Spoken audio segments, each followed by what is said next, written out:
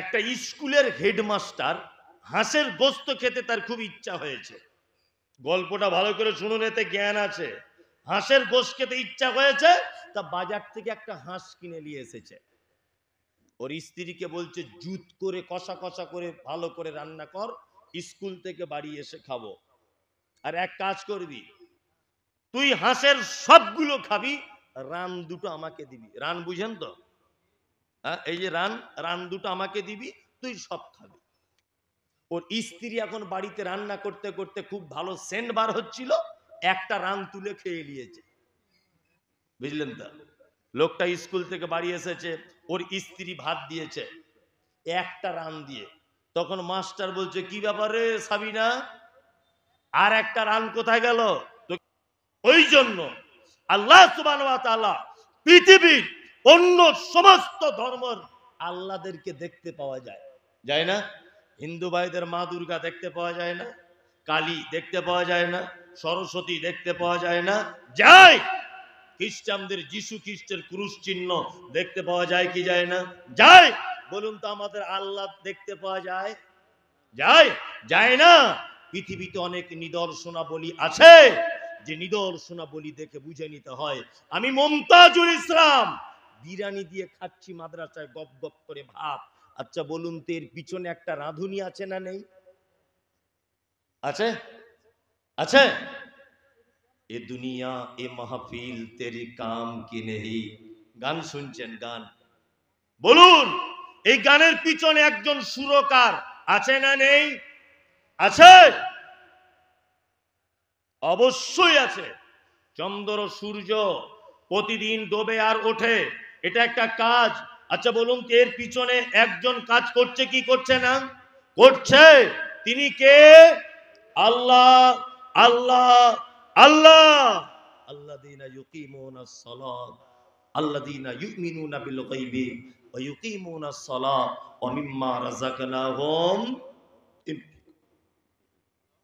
আল্লাহ বলছে মোমেন তো তারাই যারা আল্লাহর রাস্তাতে দান করে যায়। আমি আপনাদের দানের ব্যাপারে কথা একটাও বলবো না, এক টাকাও আপনাদের কাছে চাইবো না। ঘুম লাগছে নাকি আপনাদের? ছেড়ে দিব? এই ছেড়ে দিই ফালতু। তাহলে ঘুম যদি না লাগে তাহলে একটা ঘটনা আপনাকে বলি এবার। যাদের লেগে যাচ্ছে তারা লুঙ্গি টুঙ্গি ঠিক করে বসুন। আমি একটা কথা বলছি, তারপরে আবার আলোচনা শুরু করছি। এক, শীতকালে দেখবেন হাঁসের গায়ে খুব চর্বি হয়, হয় না? হাঁসের গায়ে শীতকালে চর্বি হয় না? হয়। লোক দেখবেন জবাই করে হাঁসের গোশত খায় শীতকালে, খায় না? খায়। ওকে বললাম রান দুটো আমাকে দিবি, তখন স্ত্রী বলছে তোমায় বুদ্ধি আছে ঘোড়ার ডিম? চাকরি কে দিয়েছিল কহ তো? তো চাকরি কেন, সরকার দিয়েছে। বলছে আমার মতো লোক হলে তোর জীবনে চাকরি হতো না। বলছে কেন? বলছে হাঁসের ঠ্যাং হয় কটা রে যে তোকে দুটো রান দিতে হবে? হাঁসের তো একটাই ঠ্যাং। তখন মাস্টারের তো মাথা চুলকাইতে শুরু করেছে, সারা জীবন বয়ে পড়েছি হাঁসের দুটো ঠ্যাং, হ্যাঁ সারা জীবন আমি দেখছি হাঁসের দুটো ঠ্যাং, আর আমার বউ বলছে হাঁসের একটা ঠ্যাং। মাস্টার তখন বলছে দেখ আজে বাজে মিথ্যা কথা বলবি না, চামড়া তুলে দেবো তোর বিয়াদব। তখন মাস্টারের বউ বলছে আর যদি একটা ঠ্যাং দেখাতে পারি? বলছে যদি দেখাতে পারিস তাহলে খুব ভালো, আর যদি দেখাতে না পারিস তাহলে আমার সংসারে তোকে রাখবো না। মাস্টারের বউ বলছে আমিও যদি একটা ঠ্যাং দেখাতে না পারি তাহলে তোর সংসার করবো না। মাস্টার তো ভেজালে পড়েছে, তাহলে করবো কি এখন? মেয়েদের বুদ্ধির কথা বলছি, যারা ঘুমোচ্ছেন ওই জন্য। মাস্টার আর ওর বউ দুজনে হাঁসের ঠ্যাং চেক করতে যাচ্ছে। দেখবেন শীতকালে পুকুর পাড়ে ঠ্যাং একটা ঠ্যাঙে দাঁড়িয়ে থাকে, থাকে না? থাকে না? থাকে। তখন মাস্টার তো খুব অপমান হয়েছে। মাস্টার দেখছে সত্যিই তো একটাই ঠ্যাং। এখন মাস্টার দেখছে আমি বইয়ের কাছে হেরে যাব, একটা ছোট ইট নিয়ে ওই হাঁসটার দিকে এরকম ছুঁড়ে বলছে ধুর হাঁস।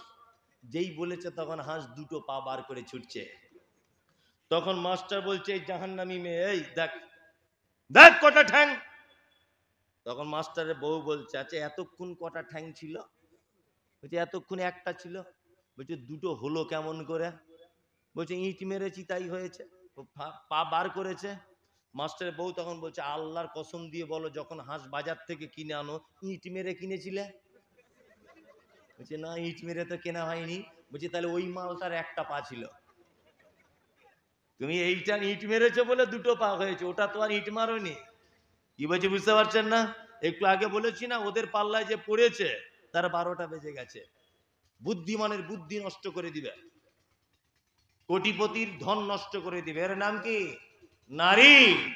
খুব